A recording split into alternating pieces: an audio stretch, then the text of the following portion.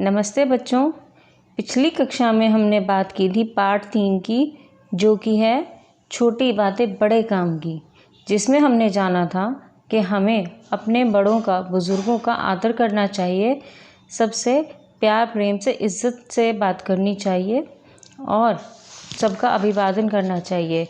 साथ ही हमें उनको स्थान देना चाहिए। अगर हम बस में जा रहे हैं, बिजली को व्यर्थ ही नहीं गंवाना चाहिए।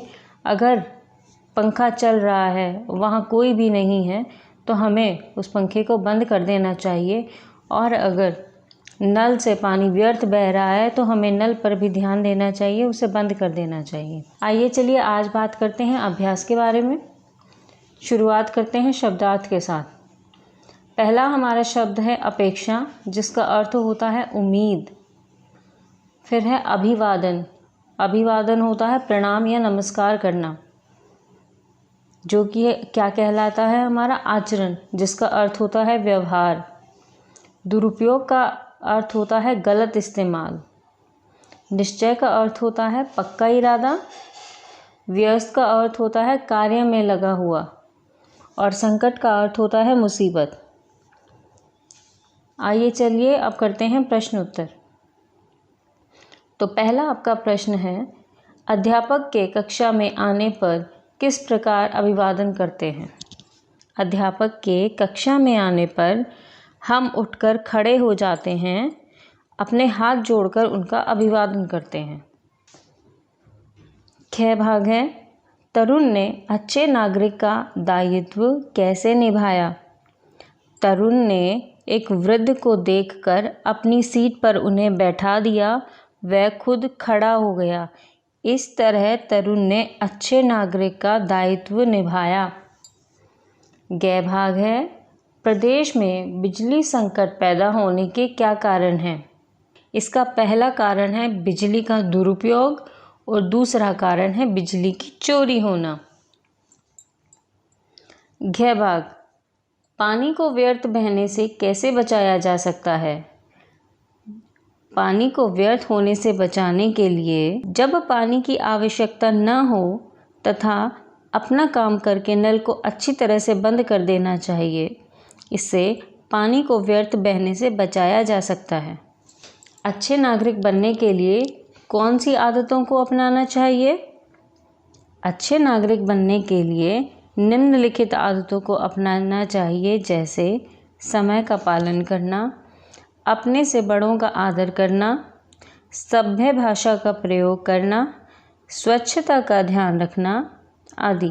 आगे है हाँ या नहीं में उत्तर दें।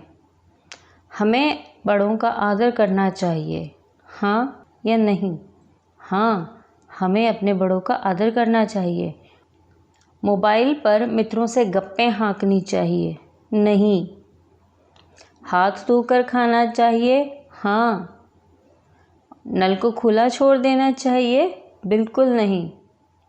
रोज़ाना दांत साफ करने चाहिए, हाँ। और कूड़ा कूड़ेदान में डालना चाहिए, हाँ। अब है आपकी बात। क भाग, अपने स्कूल व आस पड़ोस को स्वच्छ रखने के लिए आप क्या करते हैं। हम अपने स्कूल व आस पड़ोस को स्वच्छ रखने के लिए कूड़ा कूड़ेदान में डालते हैं, व्यर्थ की चीज़ों को भी कूड़ेदान में डालते हैं, हाथ धोते हैं तथा पानी पीने के बाद नल को अच्छी तरह से बंद करते हैं। ख भाग है, आप अपने घर में पानी व बिजली की बचत कैसे करते हैं। हम अपने घर में भी हाथ धोते समय पानी व्यर्थ नहीं गंवाते तथा हाथ धोकर व पानी पीकर नल को अच्छी तरह से बंद करते हैं। व आवश्यकता न होने पर लाइटें तथा उपकरण बंद कर देते हैं। ग भाग है, पाठ के अलावा और कौन कौन सी अच्छी आदतें हैं जिनसे हम समाज का भला कर सकते हैं। पाठ के अलावा जो अच्छी आदतें हैं वो ये हैं, माता पिता की आज्ञा का पालन करना, सुबह समय पर उठना, प्रतिदिन स्नान करना, अपने गुरुओं और अध्यापकों की आज्ञा का पालन करना, सत्य बोलना आदि। घ भाग, कोई ऐसी घटना बताएं जिसमें आपने किसी की मदद की हो। मदद करने के उपरांत आपको कैसा महसूस हुआ। मैंने एक बार एक बुजुर्ग महिला को रास्ता पार करवाया, उनको उचित स्थान पर पहुंचाया। उनकी मदद के बाद मुझे अच्छा महसूस हुआ, मुझे बहुत खुशी मिली। ड भाग है, मोबाइल के सदुपयोग व दुरुपयोग पर चर्चा करें। मोबाइल के सदुपयोग हैं, घर बैठे अनेक स्थानों तथा लोगों से बात हो जाती है। वह इसे ज़रूरत के समय ही उपयोग करना चाहिए। और इसके दुरुपयोग कुछ इस प्रकार हैं, बेकार में बातें नहीं करनी चाहिए, समय व्यर्थ नहीं गंवाना चाहिए और ज़्यादा प्रयोग करने से हानि हो सकती है। च भाग, आपके घर में किस बल्ब का प्रयोग किया जाता है, यह भी पता करें किस बल्ब के प्रयोग से बिजली की बचत की जा सकती है। हमारे घर में LED बल्ब का प्रयोग किया जाता है। इस बल्ब के प्रयोग से बिजली की बचत की जा सकती है। सभी को LED बल्ब का ही प्रयोग करना चाहिए। आगे है भाषा की बात। क भाग, शिष्ट अशिष्ट। अशिष्ट भाषा का प्रयोग नहीं करना चाहिए। ऊपर दिए गए वाक्यों में शिष्ट और अशिष्ट एक दूसरे का उल्टा अर्थ देते हैं। इसी प्रकार नीचे दिए गए शब्दों के उल्टे अर्थ वाले शब्द लिखें। जैसे स्वच्छ का उल्टा होगा अस्वच्छ, दुरुपयोग का उल्टा होगा सदुपयोग, सुख का उल्टा होता है दुख, सभ्य का उल्टा होगा असभ्य और आदर का उल्टा होगा अनादर। ये उल्टे अर्थ वाले शब्द विलोम शब्द भी कहलाते हैं। तो हम ये कह सकते हैं कि यह उनका उल्टा या विलोम है। फिर है ख भाग, शिष्टाचार का पालन करने वाले को शिष्टाचारी कहते हैं। नीचे दिए गए वाक्यांशों के लिए एक एक शब्द लिखें। ईमानदारी से काम करने वाला ईमानदार और दूसरों पर उपकार करने वाला होता है उपकारी।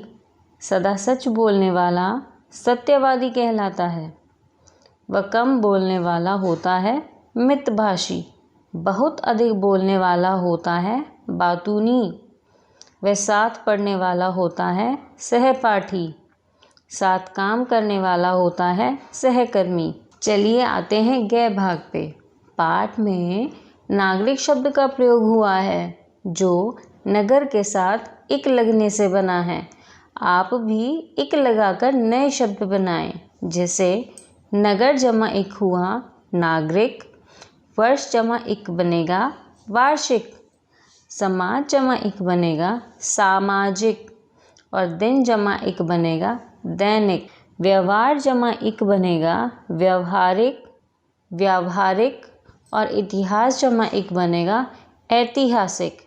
विज्ञान जमा इक बनेगा वैज्ञानिक। आगे है पढ़ें, समझें और लिखें। क, मेरा प्रयोग होता है, आपको एक फ़ोन दिया हुआ है जो कि एक मोबाइल फ़ोन है और एक और दूसरी तस्वीर दी गई है जो कि एक कंप्यूटर की है। तो संदेश भेजने के लिए हम किसका प्रयोग करेंगे? फ़ोन का। समय व तिथि देखने के लिए हम प्रयोग करेंगे फ़ोन का। व गणना करने के लिए हम प्रयोग करेंगे कंप्यूटर का। ख भाग है, छोटे गोले के अंदर एक शब्द लिखा गया है विद्यालय। अन्य बॉक्स में उससे संबंधित चीज़ों के नाम लिखें। जैसे यहाँ उदाहरण के तौर पर दिया गया है कि विद्यालय से संबंधित कौन कौन है? कुर्सी, मेज, विद्यार्थी, अध्यापक व चौक। ऐसे ही आपको अस्पताल व रेलवे स्टेशन से जुड़े शब्दों को लिखना है। जैसे अस्पताल से संबंधित है नर्स, दवाई, मरीज, डॉक्टर व टीका।